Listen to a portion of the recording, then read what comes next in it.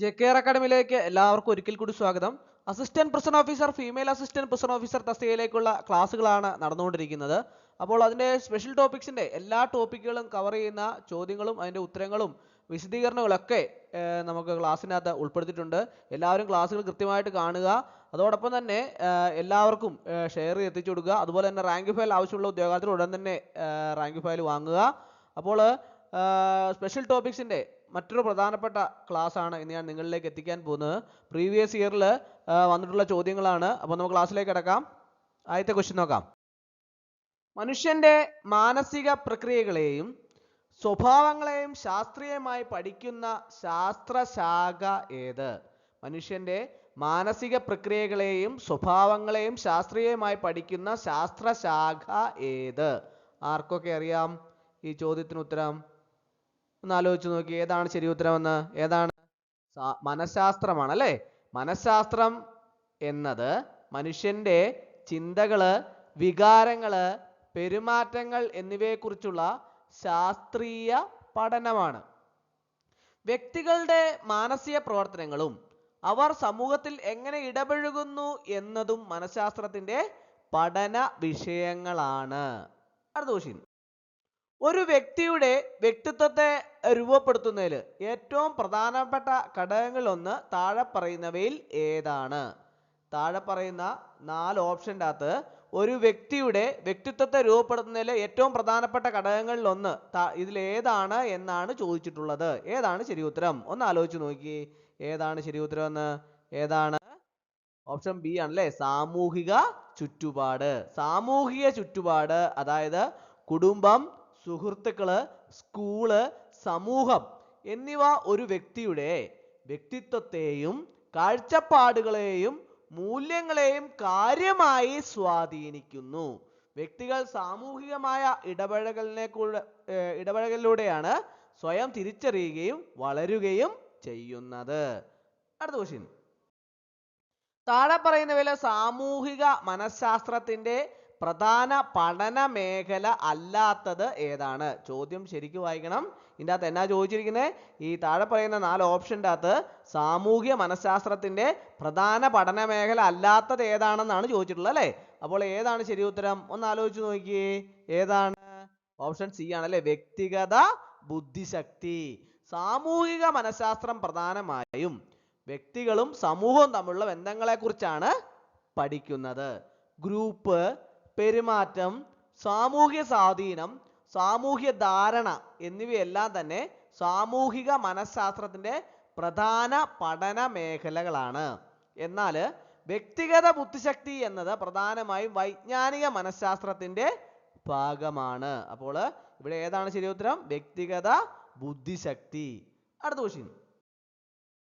ഒരു വ്യക്തി മറ്റൊരാളുടെ സ്വാധീനത്തിൽപ്പെട്ട് സ്വന്തം അഭിപ്രായങ്ങൾ മാറ്റുന്ന പ്രക്രിയയെ മനഃശാസ്ത്രത്തിൽ എന്തു പറയുന്നു? പലപ്പോഴും നിങ്ങൾക്ക് കാണാൻ സാധിക്കുന്നതാണ് അല്ലേ, സമൂഹത്തിൽ ഇടപെടുന്ന ആൾക്കാരെ സംബന്ധിച്ചിടത്തോളം അവർക്കറിയാം ചിലപ്പോൾ ചില സ്വാധീനങ്ങളാൽ ചിലപ്പോൾ ചില അഭിപ്രായങ്ങളൊക്കെ മാറ്റുന്നതായിട്ട്, സ്വന്തം അഭിപ്രായത്തിൽ നിന്നൊക്കെ മാറുന്നതായിട്ട് കാണാൻ സാധിക്കും അല്ലേ. അപ്പോൾ അങ്ങനെയുള്ള ഒരു ചോദ്യമാണ് ഇത്.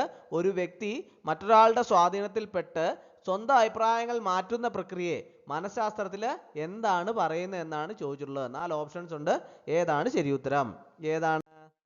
അനുസരണം അല്ലെങ്കിൽ കൺഫോർമിറ്റി എന്ന് പറയും. അതായത് അനുസരണം എന്നത് ഒരു വ്യക്തി ഒരു ഗ്രൂപ്പിന്റെ മാനദണ്ഡങ്ങളോ പ്രതീക്ഷകളോ അനുസരിച്ച് സ്വന്തം ചിന്തകളോ പെരുമാറ്റങ്ങളിലോ മാറ്റം വരുത്തുന്ന പ്രക്രിയയാണ് എന്ത്? അനുസരണം.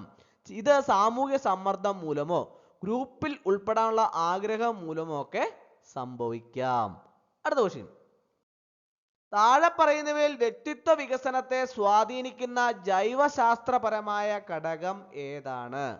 4 ഓപ്ഷൻസ് താഴെ കൊടുത്തിട്ടുണ്ട്.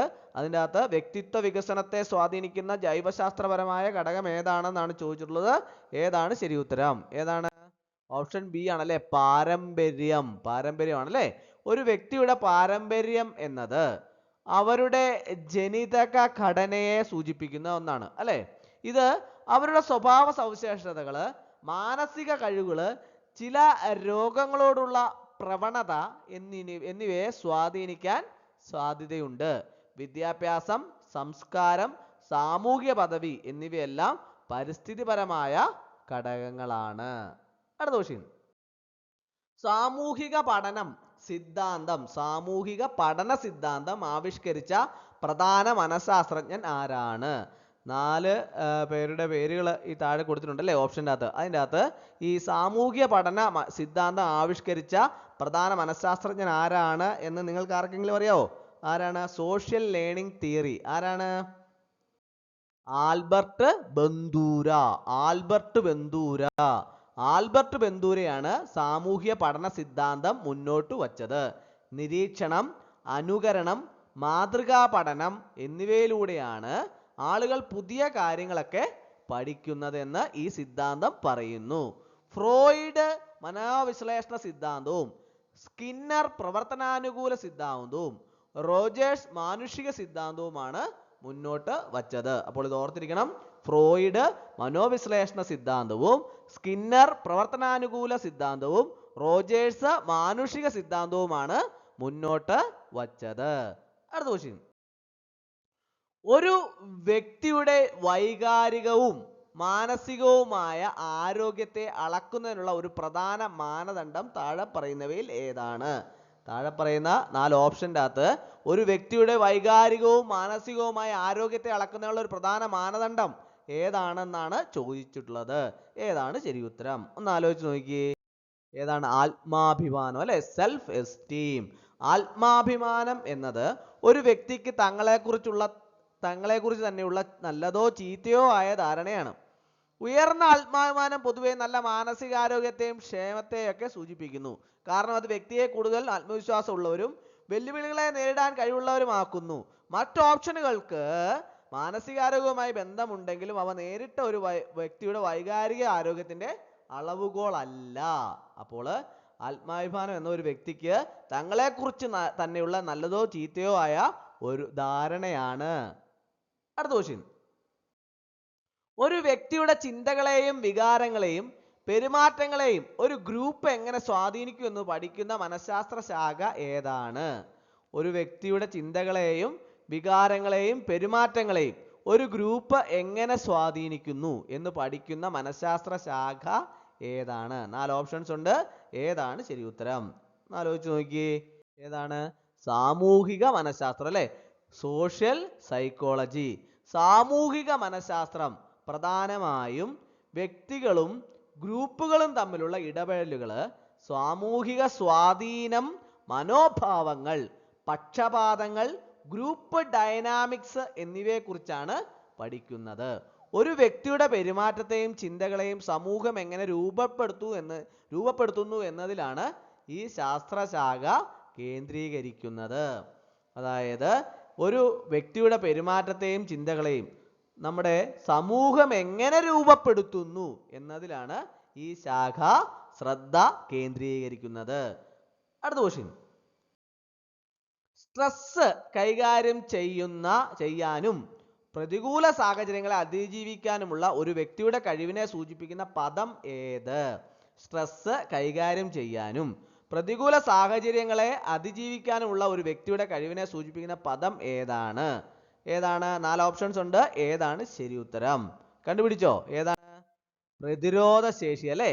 പ്രതിരോധശേഷി എന്നത് കഷ്ടപ്പാടുകള്, ആഘാതങ്ങള്, ദുരന്തങ്ങള്, ഭീഷണികള് അല്ലെങ്കിൽ സ്ട്രെസ് എന്നിവയെ നന്നായി നേരിടാനും അതിജീവിക്കാനുമുള്ള ഒരു വ്യക്തിയുടെ കഴിവാണ്. വിഷാദം, ഉത്കണ്ഠ, ഭയം എന്നിവ സ്ട്രെസ്സുമായി ബന്ധപ്പെട്ട നെഗറ്റീവ് മാനസികാവസ്ഥകളാണ്. അപ്പോൾ പ്രതിരോധശേഷിയാണ് ശരി ഉത്തരം. അടുത്ത ക്വസ്റ്റ്യൻ.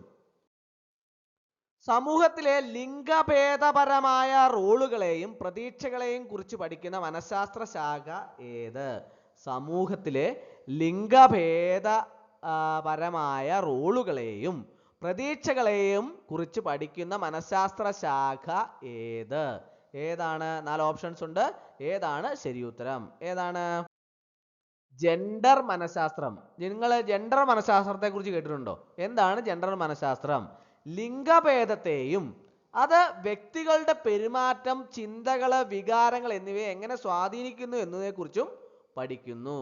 സാമൂഹികമായി രൂപപ്പെടുന്ന ലിംഗഭേദപരമായ റോളുകൾ, സ്റ്റീരിയോടൈപ്പുകള്, പക്ഷപാതങ്ങൾ എന്നിവയെല്ലാം ഇതിന്റെ പഠന വിഷയങ്ങളാണ്. അടുത്ത ക്വസ്റ്റ്യൻ.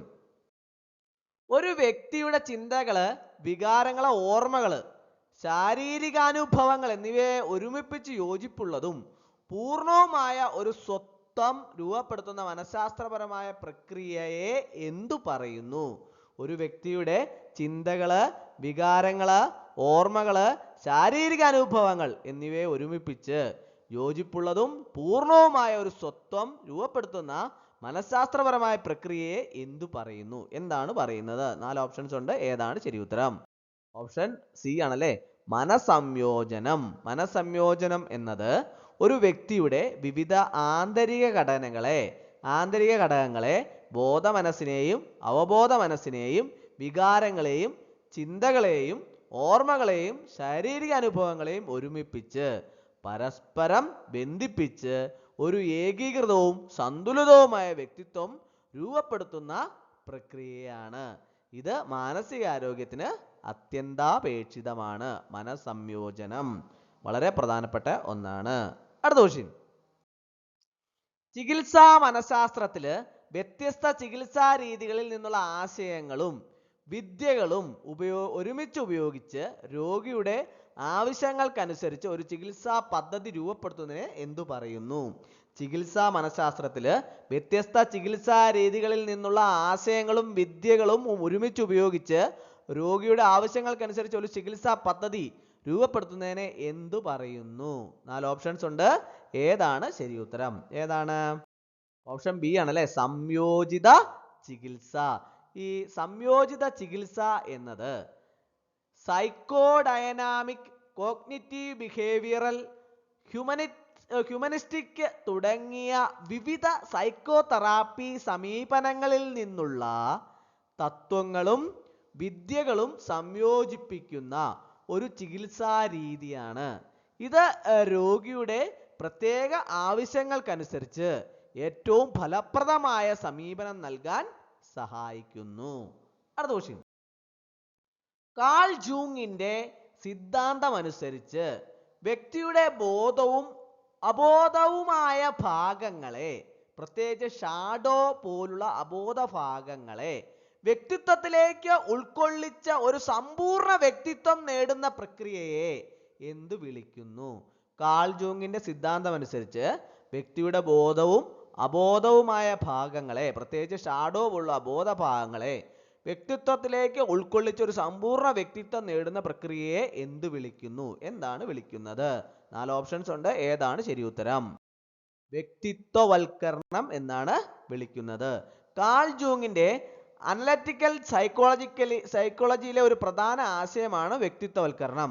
ഒരു വ്യക്തിയുടെ ബോധവും അബോധവുമായ എല്ലാ ഘടകങ്ങളെയും, പ്രത്യേകിച്ച് വ്യക്തിപരമായ അബോധത്തിലെയും സാമൂഹിക അബോധത്തിലെയും ആർക്കിടൈപ്പുകളെയും ഏകീകരിച്ച് തനതായതും സമ്പൂർണമായ ഒരു വ്യക്തിത്വമായി മാറുന്നതിനുള്ള ആജീവനാന്ത പ്രക്രിയയാണ് ഇത്. സംയോജനം ഈ വ്യക്തിത്വവൽക്കരണ പ്രക്രിയയുടെ ഒരു പ്രധാന ഭാഗമാണ്.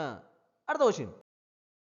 ഒരു വ്യക്തിയുടെ വ്യത്യസ്ത വൈകാരിക അനുഭവങ്ങളെ, ഉദാഹരണത്തിന് സന്തോഷം, ദുഃഖം, ദേഷ്യം, ഇതൊക്കെ തിരിച്ചറിയാനും അവയെ ആരോഗ്യപരമായ രീതിയിൽ പ്രോസസ്സ് ചെയ്യാനും നിയന്ത്രിക്കാനും കഴിയുന്ന അവസ്ഥയെ മനഃശാസ്ത്രത്തിൽ എന്തു പറയുന്നു? ഒരു വ്യക്തിയുടെ വ്യത്യസ്ത വൈകാരിക അനുഭവങ്ങളെ തിരിച്ചറിയാനും അവയെ ആരോഗ്യകരമായ രീതിയിൽ പ്രോസസ്സ് ചെയ്യാനും നിയന്ത്രിക്കാനും കഴിയുന്ന അവസ്ഥയെ മനഃശാസ്ത്രത്തിൽ എന്താണ് പറയുന്നത്? ശരി ഉത്തരം ഏതാണ്? വൈകാരിക സംയോജനം, ഇമോഷണൽ ഇന്റഗ്രേഷൻ. വൈകാരിക സംയോജനം എന്നാൽ ഒരു വ്യക്തിക്ക് അവരുടെ വൈകാരിക അനുഭവങ്ങളെ കുറിച്ചുള്ള അവബോധം, അവയെ മനസ്സിലാക്കാനുള്ള കഴിവ്, അവയെ ആരോഗ്യകരമായ രീതിയിൽ പ്രകടിപ്പിക്കാനും നിയന്ത്രിക്കാനുമുള്ള കഴിവ് എന്നിവയെ സൂചിപ്പിക്കുന്നു. ഇത് വൈകാരിക ബുദ്ധിയുടെ ഒരു പ്രധാന ഘടകമാണ്. അടുത്ത ക്വസ്റ്റ്യൻ.